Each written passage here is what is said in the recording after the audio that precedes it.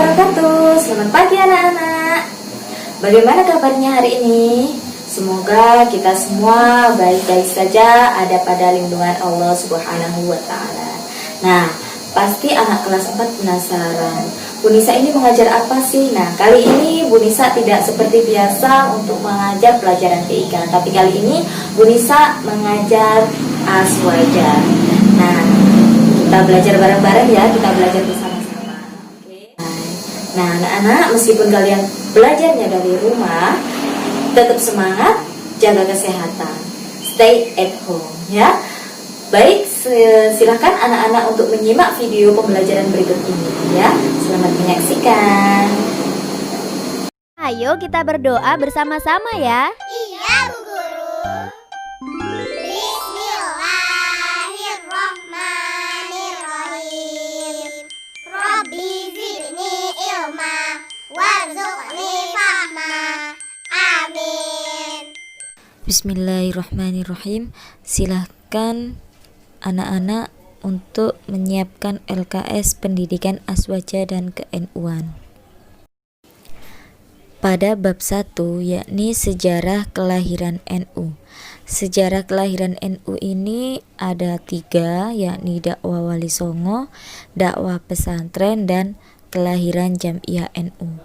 Nah, kira-kira anak-anak ada yang tahu ndak apa kepanjangan dari NU?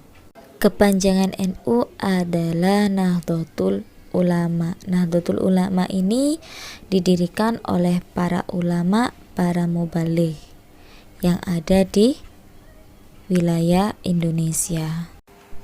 Yang pertama adalah dakwah Wali Songo. Dakwah Wali Songo ini dimulai pada abad pertama Hijriyah atau abad ke-7 Masehi. Mereka atau para mubaligh itu langsung dari tanah Arabia. Tujuannya adalah untuk mengajarkan ajaran Islam berhaluan ahlu sunnah wal jamaah.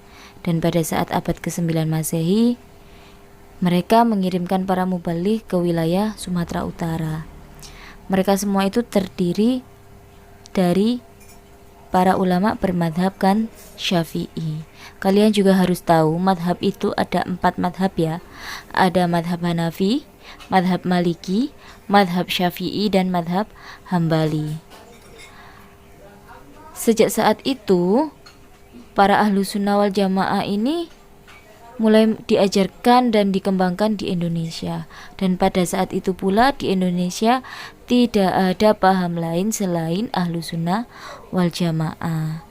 Dan para mubaligh besar yang ajarannya diamalkan sampai saat ini adalah para wali.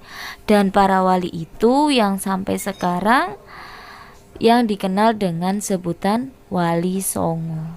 Nah, ada yang tahu apa arti dari Wali Songo?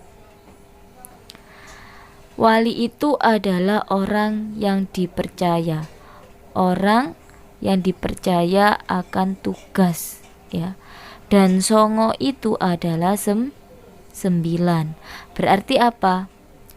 9 orang yang dipercaya. Nah, ajaran para wali ini yang sampai saat ini yang diamalkan oleh semua orang Islam yang ada di Indonesia.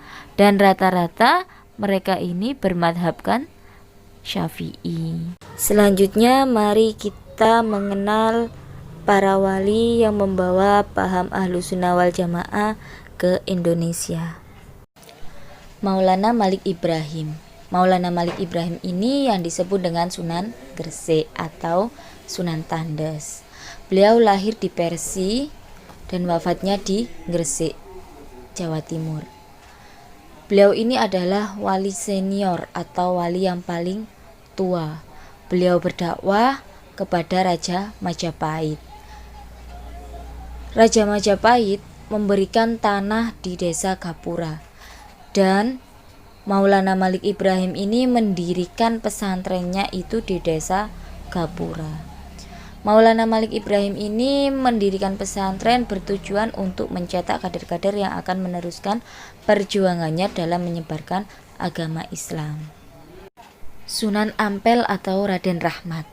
Sunan Ampel adalah putra Syekh Ibrahim As-Samarqandi. Sunan Ampel ini adalah bupati pertama Surabaya.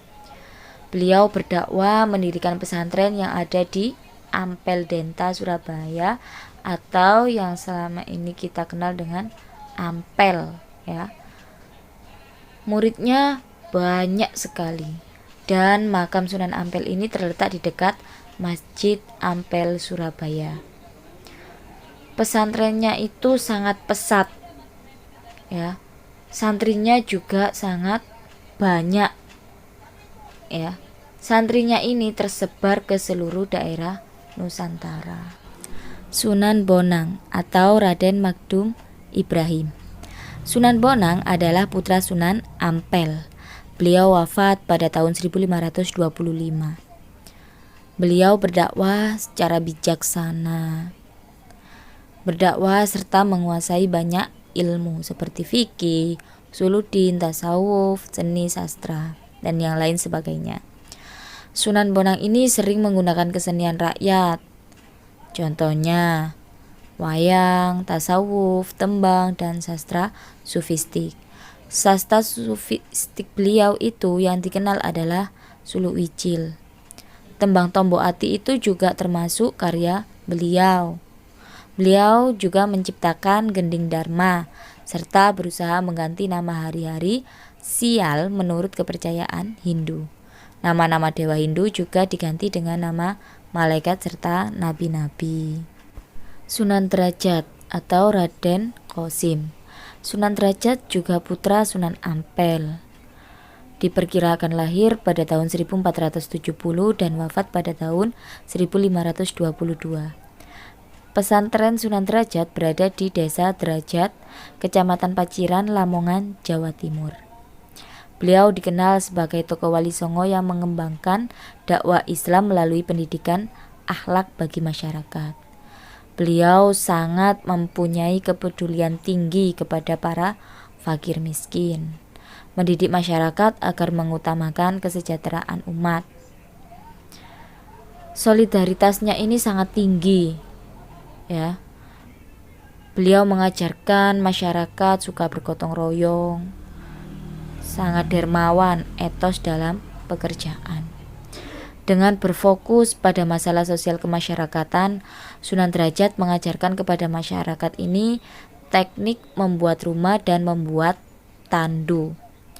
Beliau juga berdakwah melalui bidang kesenian, sehingga beliau menciptakan tembang Macapat Pangkur. Sunan Kudus atau Ja'far Shadiq. Sunan Kudus memiliki peran yang besar dalam pemerintahan Kesultanan Demak. Beliau menduduki posisi sebagai panglima perang, penasihat Sultan Demak, dan hakim peradilan negara. Sunan Kudus banyak berdakwah pada kalangan kaum penguasa dan priai Jawa. Peninggalannya beliau yang sangat terkenal adalah Masjid Menara Kudus. Beliau wafat pada tahun 1550. Beliau berdakwah dengan cara mendekati masyarakat untuk mengetahui dan memahami kebutuhan masyarakat. Sunan Kudus terkenal dengan keahliannya dalam ilmu agama, terutama dalam ilmu tauhid, usul fikih, hadis, sastra, mantik, serta ilmu fikih. Maka dari itu beliau itu digelari dengan sebutan Waliul Ilmi. Sunan Kudus termasuk salah seorang pujangga yang senang mengarang cerita-cerita pendek berisi filsafat serta berjiwa Islam. Tugas kalian adalah jawab pertanyaan berikut ini. Setelah kalian menjawab, jangan lupa difoto dan langsung dikirim ke Bu Nisa. Untuk pelajaran hari ini cukup sampai di sini dulu ya anak-anak. Kita baca hamdalah dulu. Alhamdulillahirabbil alamin. Untuk pelajaran selanjutnya kita lanjut minggu yang akan datang. Kurang lebihnya mohon maaf yang sebesar-besarnya. Wabillahi taufiq wal hidayah. Wassalamualaikum warahmatullahi wabarakatuh.